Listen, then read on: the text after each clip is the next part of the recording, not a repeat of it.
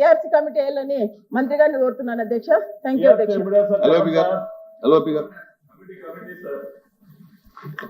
అధ్యక్ష, సబ్గ్రేడింగ్ సీనియర్ మంత్రి గారు ఫైనాన్స్ మినిస్టర్ గారు మంత్రిగా కొత్త అయినప్పటికీ కూడా ఆయన సుదీర్ఘకాలం అనుకున్న వ్యక్తి అధ్యక్ష. వారు అడిగిన ప్రశ్నని రాజకీయ కోణంలో తీసుకొచ్చి వారు మాట్లాడుతున్నారు అధ్యక్ష. ప్రజలు ఎందుకు వేశారు ఓటు, ఎందుకు గెలిపించారు, ఇటు ఎందుకు పెట్టారు, అటు ఎందుకు పెట్టారు అనేది త్వరలో తెలుస్తుంది అధ్యక్ష. ఒక్కోసారి కొన్ని ఆవేశాలకు, కొన్ని అలవాటు, కొన్ని వారికున్న అత్యుత్సాహంగా ఇచ్చిన వారు చూపెట్టిన ప్రలోభాలకు వంగి చేయొచ్చు అధ్యక్ష. సరే, వాటర్ ఉంటుంది, ప్రభుత్వాలు మారాయి, అటు ఉన్న వాళ్ళు ఇటు వచ్చాము, ఇటు ఉన్న వాళ్ళు అటు నో ఇష్యూ, నో ఇష్యూ. అదే చెప్పాను, అదే ఏదో జరుగుతుందో 2 రోజులు పోతే తెలుస్తుంది, అది నో ఇష్యూ. ఇప్పుడు డిస్కషన్ కానీ గత ప్రభుత్వాలు చేసిన విషయాల గురించి మాట్లాడేసి, అందుకే ఒక్క విషయాన్ని తన ద్వారా మంత్రి గారిని అడగదలుచుకున్నాను అధ్యక్ష. అంతకుముందు ఉన్న ప్రభుత్వంలో మేము 27% ఫిట్మెంట్ ఇచ్చాము. పిఆర్సీ వచ్చి గత ప్రభుత్వంలో వేసింది.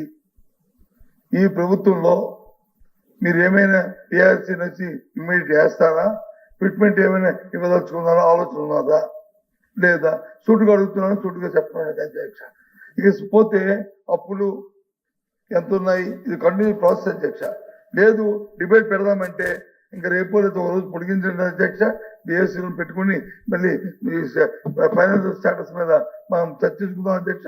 అప్పుడు ఎవరు చేసిన అప్పులు ఏంటో, ఎవరు ఇచ్చిన అప్పులు ఏంటో, ఎవరు బకాయిలు పెట్టారో, ఎవరు విద్యాశాఖ బకాయిలు పెట్టారో, ఎవరు ఆరోగ్యశ్రీకి బకాయిలు పెట్టారో, ఎవరు ఎంప్లాయీస్ బకాయిలు పెట్టారో, ఎవరు అంత ఇవ్వాలో అన్ని కూడా చర్చిద్దాం.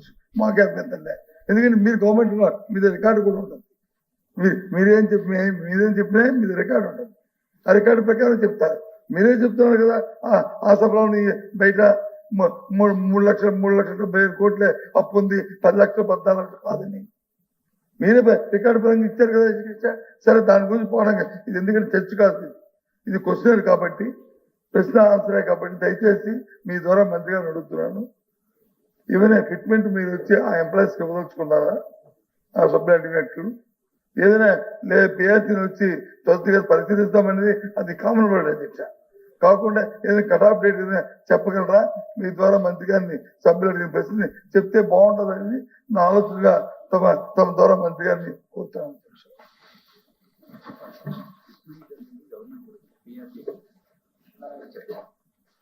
చైర్మన్ సార్, పాలిటిక్స్ మేము మాట్లాడలేదు అధ్యక్ష. పాలిటిక్స్ మొదలు పెట్టింది అక్కడి నుంచే అధ్యక్ష. ప్రభుత్వాల మార్పు గురించి, ఓట్ల గురించి మొదలు పెట్టింది వాళ్ళ అధ్యక్ష. మొదలు పెట్టిన తర్వాత బాల్ కిక్ చేసిన తర్వాత తిరిగి ఆడాల్సినటువంటి బాధ్యత ఇటువైపు ప్లేయర్ మీద ఉంటుంది అధ్యక్ష. ఎల్ఓపి గారు ఏం మాట్లాడారు అధ్యక్ష? ప్రజలు ప్రలోభాలకు గురవుతారు అనేది ఆయన మాట్లాడుతున్నారు అధ్యక్ష.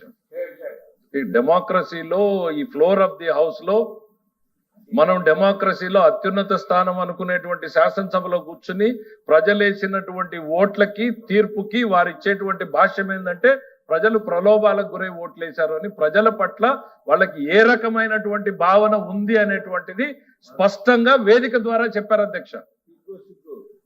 This is the attitude of the opposition. ప్రజల పట్ల వాళ్ళకి ఏ రకమైనటువంటి అధ్యక్ష, వాళ్ళు అట్లాంటి భ్రమల్లోనే ఉండాలని మేము కోరుకుంటాం.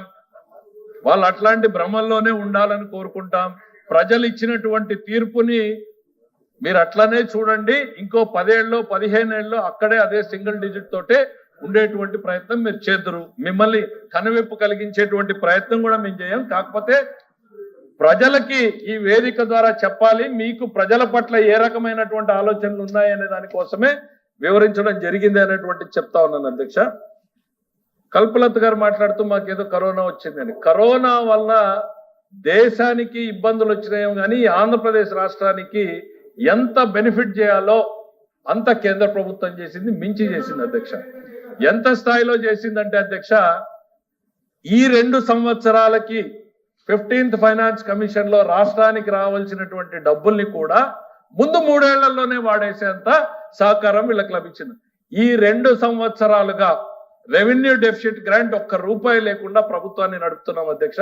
వాళ్ళు ఇప్పుడు రావాల్సినటువంటి డబ్బుని ముందు 3 ఏళ్లలో 10,000 చొప్పున 3 ఏళ్లలో వాడేశారు అధ్యక్ష. మీకు తక్కువ ఎక్కడ రావాల్సిన దానికన్నా ఎక్కువ వాడేశారు. ప్లస్ 2014-19 మధ్యలో మేము ఏదైతే రెవెన్యూ డెఫిసిట్ గ్రాంట్ కోసం పోరాటం చేశామో ఆ 10,000 కోట్లని కూడా మీరు వాడేశారు. ఇప్పుడు చెప్పండి, ఉద్యోగస్తుల మీద మీకు ప్రేమ ఉండి ఇవ్వలేదా, ప్రేమ ఉండక ఇవ్వలేదా? డబ్బులు ఎక్కడా తక్కువ రాలేదు అధ్యక్ష. ఇప్పుడు నేను చెప్తున్నా, ఈ 2 ఏళ్లు మాకు రెవెన్యూ డెఫిసిట్ గ్రాంట్ రాలేదు. ఈ 2 సంవత్సరాలకు రావాల్సింది ముందు 3 ఏళ్లలో వాడారు. అంతకు ముందు సంవత్సరంలో మేము పోరాటం చేసినటువంటిది వాడారు. 40,000 కోట్ల రూపాయలు అదనంగా మీకు వచ్చింది. ఇవాళ ఆ 20,000 కోట్లు ఉండింటే ఇంకా ప్రజలకు మరింత బెనిఫిట్ చేసేవాళ్ళం. అయినా మేము నడుపుతా ఉన్నాం. ఇంకా కోవిడ్ పేరు చెప్పుకుని మీరు ఎంతకాలం బతకాలనుకుంటున్నారు అనేటువంటిది నేను మిమ్మల్ని అడగదలుచుకున్నాను అధ్యక్ష. కోవిడ్ అని ప్రజల్ని భ్రమ పెట్టేది. రెండోది 3,70,000 కోట్లను ఆ సభలో ఇచ్చారు. నిన్న ఈ సభలోనే ఇచ్చాను నేను. మొన్న 9,74,000 కోట్ల బకాయిలు ఉన్నాయి అనేటువంటిది పేపర్ తీసుకోండి. నిన్న కాక మొన్న ఈ సభలోనే ఇచ్చాను నేను. దయచేసి అప్పుడప్పుడు మీరు ఆ పత్రికను చదవండి. మీరు వద్దన్ను, అప్పుడప్పుడు ప్రభుత్వ కథనాలు వాస్తవాలు కూడా చదవండి. ఆ పత్రికనే చదివి అదే నిజమనేటువంటి భ్రమల్లోకి మీరు పోయి అది నిజమని మమ్మల్ని నమ్మించేటువంటి ప్రయత్నం, ప్రజల్ని నమ్మించేటువంటి ప్రయత్నం మీరు చేస్తే మీరు నవ్వుల పాలవుతారు. మీరు రోజు చదువుకోండి, గంటలు చదవండి, దాన్నే చూడండి. కానీ అప్పుడప్పుడైనా వాస్తవాలకు దగ్గరగా ప్రజల మధ్య ఏం జరుగుతుంది, ప్రభుత్వంలో ఏం జరుగుతుందో తెలుసుకునే ప్రయత్నం చేయమంటున్నాం అధ్యక్ష. ఇక పిఆర్సీ అధ్యక్ష, కమిషన్ డిసైడ్ చేస్తుంది అధ్యక్ష ఫిట్మెంట్. అది ఎల్ఓపి గారికి తెలుసు అనుకుంటా. డెఫినెట్లీ ఇది it's a major policy decision. Entire ప్రభుత్వానికి సంబంధించినటువంటి, ప్రభుత్వ యంత్రాంగానికి సంబంధించినటువంటి కీలకమైనటువంటి డెసిషన్. దీన్ని ప్రభుత్వం, గవర్నమెంట్ యాక్టివ్ కన్సిడరేషన్ లో ఉంది అని చెప్పాను. నేను ఏదో ఆషామాషిగా చెప్పినటువంటి మాటలు కావాలి. దీంట్లో ముఖ్యమంత్రి గారి జోక్యం అవసరం అవుతుంది. చాలా పెద్ద నిర్ణయం అధ్యక్ష. ఇది రాష్ట్ర ప్రభుత్వ యంత్రాంగాన్ని ప్రభావితం చేసేది. వారేదో అడిగారు కదా నేను ఇక్కడి నుంచి చెప్పేళ్ళిపోయేటువంటిది కాదు. డెఫినెట్లీ దీని మీద ప్రభుత్వం చాలా దీర్ఘంగా ఆలోచిస్తుంది. అప్రాపరేట్ టైంలో దాని మీద డెసిషన్ తీసుకోవడం జరుగుతుంది అనేటువంటి సభ్యులకు తెలియజేస్తున్నారు.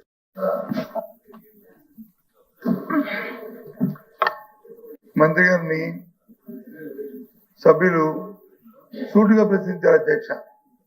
ఈ రాష్ట్రంలో ఉన్న ఎవరైతే ఉద్యోగులు ఉన్నారో ఉద్యోగుల తరఫున ఇప్పటికే 8 నెలలు అయింది. గత చేసిన పిఆర్సీ నుంచి క్యాన్సిల్ చేసి కొత్త పిఆర్సీ వేస్తారని వాళ్ళు రిజైన్ చేశారు. క్యాన్సిల్ చేశారు, నిరాశ చేశారు. వాళ్ళు రిజైన్ చేశారు. చేసిన తర్వాత కొత్త పిఆర్సీ వేయవలసిన బాధ్యత ప్రభుత్వానికి ఉంది అధ్యక్ష. ఉద్యోగుల మీద కానీ ఏమాత్రమైన చేసి పెట్టిన వారికి వాళ్ళ మీద ప్రేమ ఉంటే, లేదు వాళ్ళ తాలూకు శ్రేయస్సు మీద బాధ్యత ఉంటే అది చేయలేదు అధ్యక్ష. ఇందాకన్నా అధ్యక్ష, ఎస్ మోసపూరితమైన ప్రలోభాలకి మీరు ఇచ్చిన మోసపూరితమైన ప్రలోభాలకి మీరు ఆశయం పెడితే ప్రతి సహజంగా ప్రలోభాలకు వచ్చారనేది ఎస్ నేను స్టికానే ఉన్నాను. అదే రికార్డ్. మీ మోసపూరితమైన ప్రలోభాలకి, మీ మోసపూరితమైన మాటలకి ప్రజలు వచ్చి మీకు వేశారనేది రికార్డ్. దాంట్లో మాకు ఏ విధమైన బాధ్యత, ఏ విధమైన లేదు మీ మోసం వల్ల. అది కానీ అడుగుతున్న ప్రశ్నకు సమాధానం సూటిగా చెప్పట్లేదు అధ్యక్ష. అంతమంది బయట దీని గురించి టీవీలో చూస్తారు అధ్యక్ష. ఈ ప్రభుత్వం ఏం ఇస్తుంది, ఎప్పుడు ఇస్తారు పిఆర్సీని, ఎప్పుడు చెప్తారు, ఎప్పుడు డేట్ చెప్తారు అని చెప్తే పాసింగ్ రిమార్క్ చేస్తారు అధ్యక్ష. సో కాబట్టి ఈ ప్రశ్నకు నిరసనగా, ప్రభుత్వం నిర్లక్ష్య వయసుకి నిరసనగా ఉద్యోగుల తాలూకా ఆవేదనకి మద్దతు తెలుపుతూ వారు చేస్తున్న ఆవేదన కోసం మేము వచ్చి ఇక్కడ వాకౌట్ చేస్తాం. ఎందుకంటే ప్రభుత్వం నిర్లక్ష్య ఎవరైనా వాళ్ళకి ఖాతా లేదు, ఉద్యోగులైనా ఖాతా లేదు, సభ్యులైనా ఖాతా లేదు, ప్రజలకి ఖాతా లేదు. వాళ్ళు చేస్తున్నదానికి నిరసన మేము తెలియజేస్తూ వచ్చేసా, మా ప్రొడక్షన్ కూడా తెలియజేస్తూ వచ్చా మేము ఈ ప్రశ్నకి వాకౌట్ చేస్తామని